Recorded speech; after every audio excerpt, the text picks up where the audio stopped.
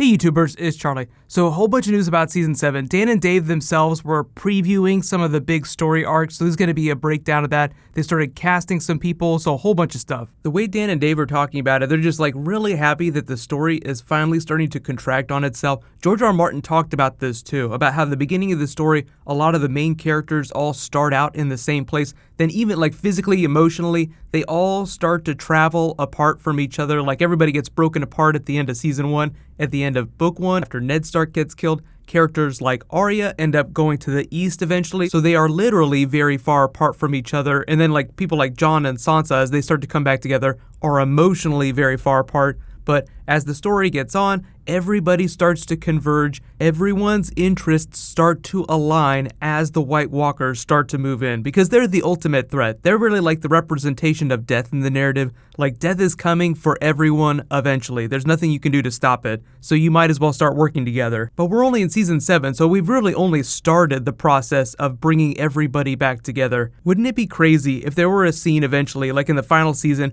where everybody that was still alive, all the main characters, ended up in the same room together? I don't think that'll ever happen, but just like imagine Jaime, Cersei, Jon, Sansa, Arya, anybody else that's still alive, just all sitting in the same room, trying not to kill each other. They've already started casting some new people. I wanted to do a casting video, but most of the people that they're casting are really minor characters. There are only a couple of them that have speaking parts. There are like a couple noble characters, but it doesn't seem like anybody from the books. I know everybody wants to see Marwyn the Mage down in the Citadel. Just remains to be seen how much stuff from the books that they're going to include. Because just like last season, even though they moved past the book story for some characters, they did circle back around and do a big Jaime plot in the Riverlands that they had skipped before, so they might do the same thing with other little bits from the books. But for the most part, all the characters now are past their book plot, so when we talk about theories and things that are happening in Season 7 and 8, it's all going to be based on stuff the show is doing and the direction the books are headed. Because the really fun thing, if anybody tells you that you don't need to read the books anymore because the show is past it, slap them in the face. Because on an emotional level, the character arcs are still going to be the same. It's just that they're physically going to be walking around in different places. So the plot's going to be a little bit different, but the way characters make decisions, the places that they end up at the end, will be the same. But there are a couple new locations that look kind of like King's Landing where we might see Daenerys and her fleet moving in. There are a couple water-based locations in Spain that look like they're going to be doubling for King's Landing. It could be someplace in the south, but remember, Daenerys has a big fleet, so we'll be seeing them come in, and then we'll also be seeing them leave. Like, they'll be arriving and departing from a couple different locations.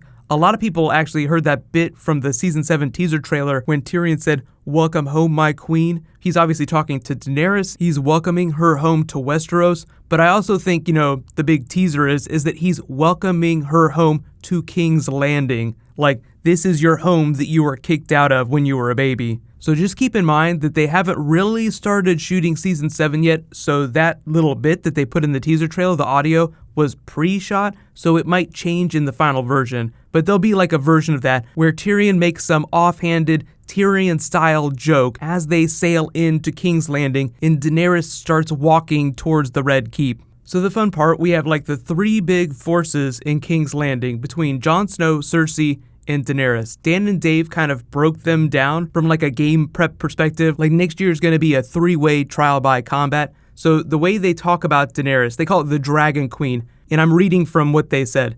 Dany has a boundless confidence in herself and her mission in this world. Her sense of destiny makes her a compelling, charismatic leader, a messianic figure for the multitudes, meaning they kind of think of her as like a Jesus figure. She has arguably the cleverest advisor on the planet, Tyrion Lannister. She has 3 dragons, an army of Unsullied, and a great Dothraki horde. And then they tease, what could possibly go wrong, meaning that a bunch of stuff is going to go wrong for her. So that teaser is like a whole video in and of itself, so we'll just have to remember to circle back around for that. Then they go on to Cersei. They call her the Lone Lioness. Cersei will do anything to win. In the past, the only factor limiting her ruthlessness was her love for her children. Now that her children are gone, nothing restrains her. As she herself said, love is weakness. A loveless Cersei is a fearsome thing. So right away, everybody in King's Landing is in deep shit, including Jaime. So then they move on to their Jon Snow and Night King preview up in the north, like the forces up in the north. And they refer to Jon Snow as the White Wolf, saying, Jon's honorable nature has proven a disadvantage in some regards. A man who plays by the rules will have a harder time defeating men and women who do not.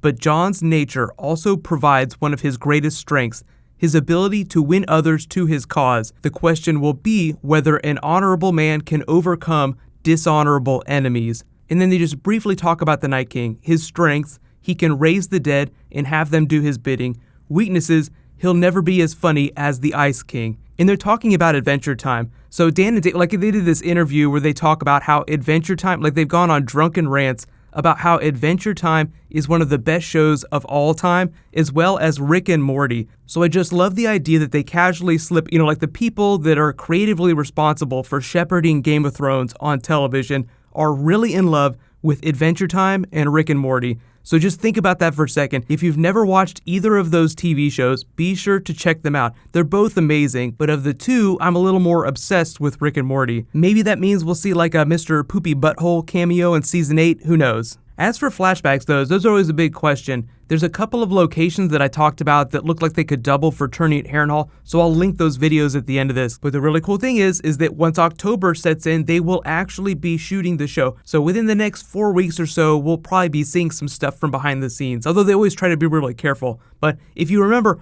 all the stuff, like all of the Tower of Joy stuff, leaked early last year. So if you really like seeing behind the scenes Game of Thrones filming stuff as it happens, that will probably start dropping pretty soon. But let me know, which characters that the books have cut out so far do you want the TV show to do?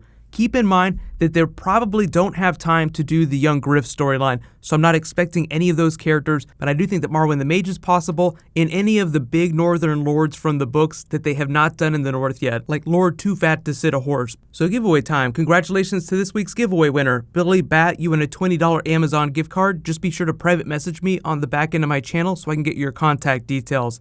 There is a new round that starts now. All you have to do to enter is be a subscriber and leave a comment on this video. If you guys have any requests for bonus videos, just leave them below in the comments.